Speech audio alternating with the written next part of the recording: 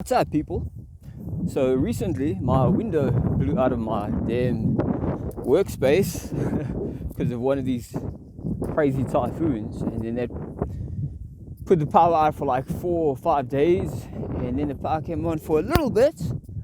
Another typhoon came along and just boom, another like 3 day power outage, and it's just been back-to-back typhoons. I mean, it's completely insane, and with it, of course, back-to-back power outages, which have made it damn near impossible to get any work done. It's a little bit windy, so hopefully you guys can hear me okay. But I thought, let me give you guys a quick update about what's going on this side of the planet. The weather's just been completely insane. And coming from South Africa, where we are very spoiled with the weather. So all the South African people out there, no crazy weather stuff. I mean, I lived in the US in Florida for 14 years, and there's a hurricane season there, but I mean, the typhoon stuff, yeah, it's just on a whole nother level, guys. Let me take a seat, yeah. It's on a whole entire another level. So, for example, in the US and in the Americas, right, that region, there was a really bad hurricane season this year around. Last time I checked, in the US, in Cuba, Puerto Rico, like just the Americas, that area, over 300 people died, which is just tragic, man. So sad. There's a lot to be said about all of that, but the world pretty much knew about it. Like globally, you go on the internet, boom, it's right there. And then by way of comparison, how many people know that one typhoon year, so the worst typhoon this typhoon season, it ended up killing around 800 people, over 800 people. Like, and nobody hears about it, which is just insane to me. Like, over 800 people died in this region, in this part of the planet, and nobody really hears about it.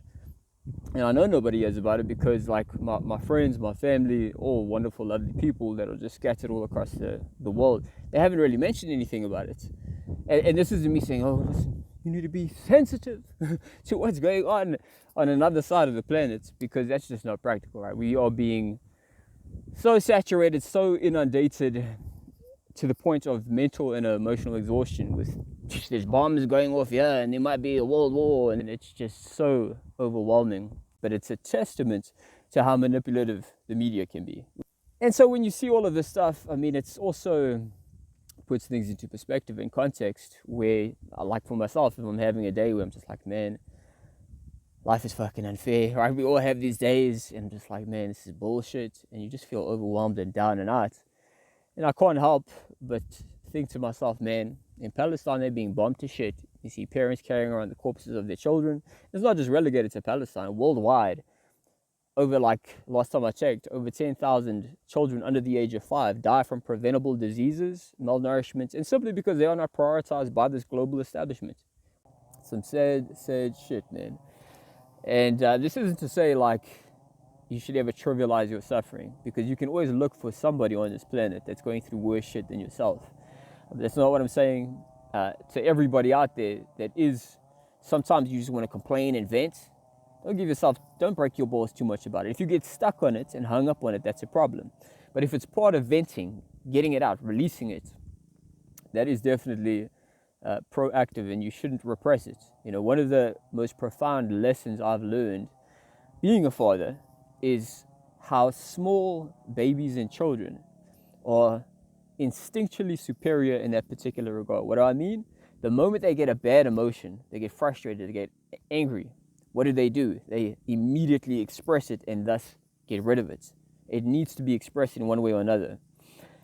And when we keep it in, as adults do, because we've been conditioned and indoctrinated, oh, don't cry, even though crying is as normal as laughing. Don't get angry, even though it's as normal as being happy. What happens? Does it disappear? No, it festers inside of you, and it can actually make you ill. And in some extreme cases, if you hold it there long enough and you let it feed on you, it will get rid of you. So you need to get rid of it. And so I'm not saying now you need to just scream and go wild in a public place and start throwing a tantrum on the floor. But you got to look for a constructive way to deal with your anger without repressing it, rather than a destructive way, which is if you do keep it inside yourself. So anyways, with that said, once the weather starts to finally subside over here, like now the weather looks cool, right? It looks beautiful, man. Look at that. Ooh, so nice. Once the weather starts to subside, the typhoons, then I look again, and it's time for me to now go to the city to do my visa. I actually lucked out and I went the day before, although they can be a bit lenient because they know the weather's crazy. And so I had some friends and one of my supporters who did ask me to capture the journey. I didn't do a very good job of it. I tried, guys, but I was running down the mountain and it was such a bumpy arse ride. I was like, there's no way I can put anybody through this shit. It's just, you get dizzy just looking at it. But essentially, you go down the mountain and then you take several forms of transportation. You have to be flexible. You can't be tied to a particular outcome because it changes. It depends on what's going on that day. And also after these horrible weather events, it can be landslides. So not everybody wants to travel, and understandably so. But this time I basically caught a motorcycle. It was about a 20-minute, that's a short journey. Then from there, I got lucky. I got a tricycle, which I was very happy about because ordinarily you have to take a Jeep or a van. And it's not uncommon at all for people to throw up during that time or for you to feel motion sickness because it is a very challenging and windy road, high altitude, high up in the mountains. And that's a good 4-hour journey, and then you get to your next destination, but then you still have to go deeper in for me to do my visa, and that's about another 2 hours.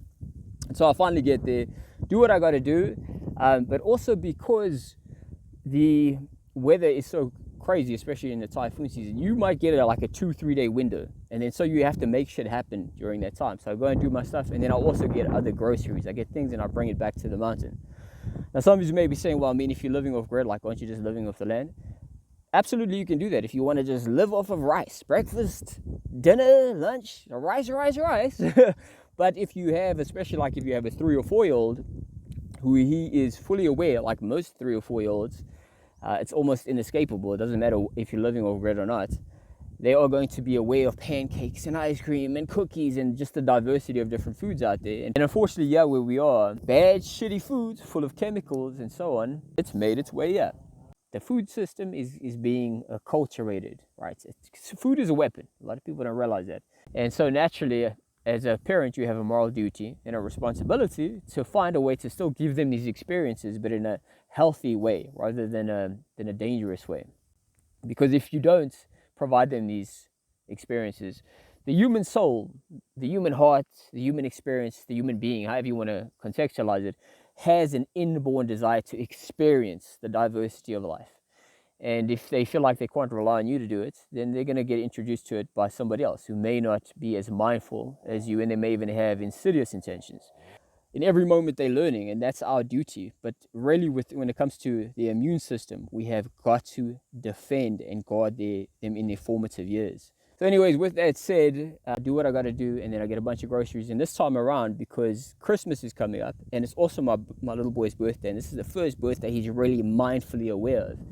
So I got a whole bunch of stuff because traveling is not always guaranteed, right? Something may happen. There may be another typhoon. There may be just some event that takes place and makes it very difficult for me to travel. I may get sick, whatever. And if something like that happens, man, I don't want to fail him for a birthday his first birthday that he's really excited about. So naturally, I got him a bunch of nice foods and nice goods, and then I got him a bunch of cool presents and stuff. And I've got in mind what I want to do for his birthday and for Christmas. And so then it's back up to the mountain. And you do the journey, you reverse engineer the journey. It's a 6-7 hour journey back. And then you go back up to the mountain, and you obviously hope that the weather's going to be good. Fortunately, it was decent enough.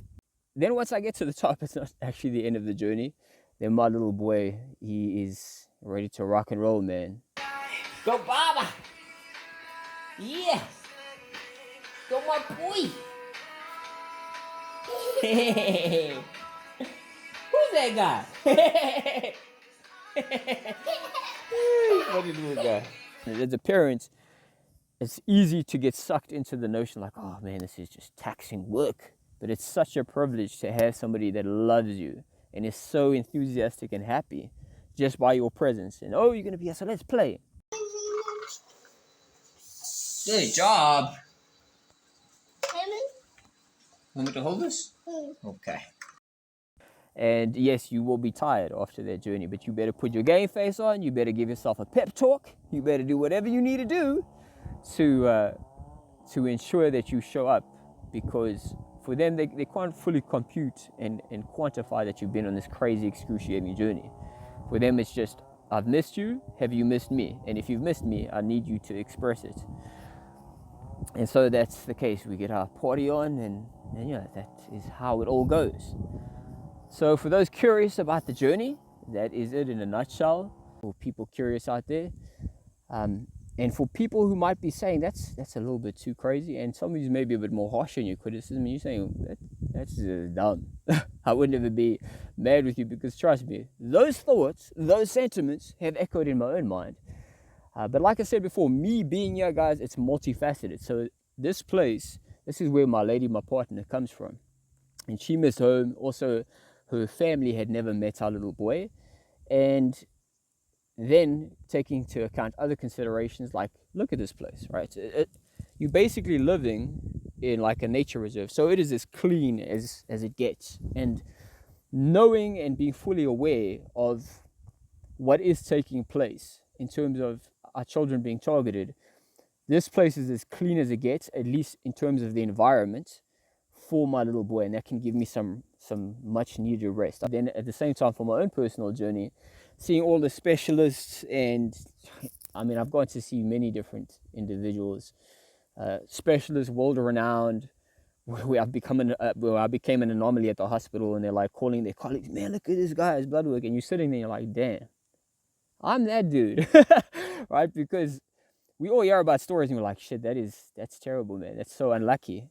But you never think that you'll be the unlucky person. And so I'm also going to see spiritual healers, people in so-called alternative medicine, the original medicine. And I've also extracted bits and pieces. So I'm not saying that it hasn't been beneficial, because it has. But ultimately, the bulk of the healing I've done has been based on my own intuition. And my intuition is that nature is going to heal me. And in fact, me being here, despite when I did get the typhoid, which happened in the city, but despite that, the most progress I've actually made since when I got sick in, 2018, 2019, it's actually been here.